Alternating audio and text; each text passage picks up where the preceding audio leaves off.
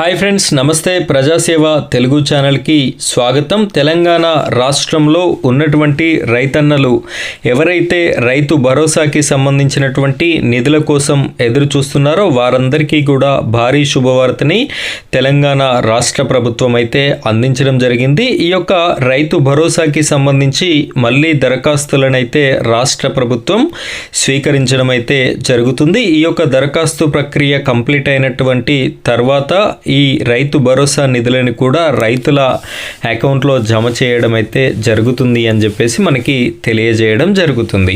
అయితే దీనికి సంబంధించినటువంటి పూర్తి వివరాలనైతే నేను మీకోసం ఈ వీడియోలో అందిస్తాను. వీడియో చూస్తున్నటువంటి ప్రతి ఒక్క రైతన్న జై కిసాన్ అని చెప్పేసి కామెంట్ రూపంలో తెలియజేయండి. అదేవిధంగా ఈ వీడియోని లైక్ చేయండి. ఆ తర్వాత వచ్చేటటువంటి హైప్ పాయింట్స్ కూడా ఇస్తారని కోరుకుంటున్నాను. ఇంకా మన ఛానల్ని సబ్స్క్రైబ్ చేయనట్టయితే సబ్స్క్రైబ్ చేసుకోండి. పక్కనే బెల్ ఐకాన్ ఉంటుంది, దాని మీద ట్యాప్ చేసి ఆల్ అని సెలెక్ట్ చేసుకోండి. ఇక మనం వీడియో టాపిక్లోకి వెళ్ళిపోయినట్టయితే ఇక్కడ క్లియర్గా చూసుకున్నట్టయితే రైతు భరోసాకి దరఖాస్తులు అని చెప్పేసి కనిపిస్తుంది. సంక్రాంతి తర్వాత నుంచి అవకాశం, అనంతరం భరోసా నిధుల విడుదల అని చెప్పేసి కూడా కనిపించడం అయితే జరుగుతుంది. రైతు భరోసా కోసం కొత్త పట్టాదారుల నుంచి దరఖాస్తులు స్వీకరించాలని రాష్ట్ర ప్రభుత్వం యోచిస్తున్నట్టు తెలిసింది. సంక్రాంతి తర్వాత అప్లికేషన్లు తీసుకునేందుకు కసరత్తు చేస్తున్నట్టు తెలుస్తున్నది. ఇప్పటికే సీసీఎల్ నుంచి వానాకాలం సీజన్ తర్వాత పట్టాలు చేసుకున్న రైతుల జాబితాను వ్యవసాయ శాఖ తెప్పించుకుంది. సంక్రాంతికి రైతు భరోసా నిధులు విడుదల అవుతాయని అంతా భావించారు. కానీ కొత్తగా పట్టాదారుగా మారిన రైతులకి సైతం ప్రయోజనం అందించాలని భావిస్తున్నది. ఇక్కడ వీరు చెప్తున్నటువంటి కథనం ప్రకారం ఏంటి అంటే, ఇప్పటివరకు ఎవరైతే రైతు భరోసాని పొందుతున్నారో వారందరికీ కూడా ఈ రైతు భరోసాని ఇస్తాము అని చెప్పేసి కూడా గతంలో సంక్రాంతికి అని చెప్పేసి చెప్పడం జరిగింది.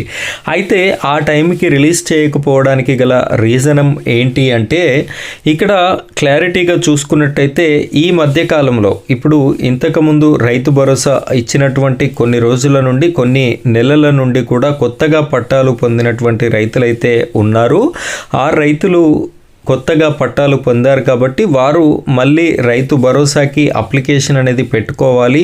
సో పెట్టుకున్న తర్వాత అందరికీ ఇస్తే వీరు కూడా లాభపడతారు అనేటటువంటి ఉద్దేశంతో సంక్రాంతికి రావాల్సినటువంటి రైతు భరోసా నిధులనైతే ఆపివేయడం జరిగింది అని చెప్పేసి మనకి తెలుస్తుంది. అయితే ఇప్పుడు కొత్తగా తీసుకున్నటువంటి రూల్స్ ప్రకారం తెలంగాణ రాష్ట్ర ప్రభుత్వం అయితే ఎవరైతే భూమిలో పంటని సాగు చేస్తున్నారో, సాగుకి యోగ్యమైనటువంటి భూములు ఉన్నాయో ఆ భూములకి మాత్రమే ఈ రైతు భరోసా నిధులని జమ చేస్తాము అని చెప్పేసి కూడా చెప్పడం అయితే జరిగింది. సరే, వాటిని ఏ విధంగా గుర్తిస్తున్నారు అంటే శాటిలైట్ సర్వే అనేది చేస్తూ వాటిని వెరిఫై చేస్తూ ఈ విధమైనటువంటి నమోదు ప్రక్రియ చేయడం అయితే జరుగుతుంది. సో ఈ విధంగా అర్హులైనటువంటి ప్రతి ఒక్కరికి కూడా రైతు భరోసా నిధులని అందించాలి అని చెప్పేసి రాష్ట్ర ప్రభుత్వం అయితే ఆలోచన చేస్తుంది. సో ఫ్రెండ్స్, ఇది ఈరోజు మన టాపిక్. ఇలాంటి లేటెస్ట్ టాపిక్స్ కోసం మన ఛానల్ని సబ్స్క్రైబ్ చేసుకోండి. Thank you friends, thank you very much.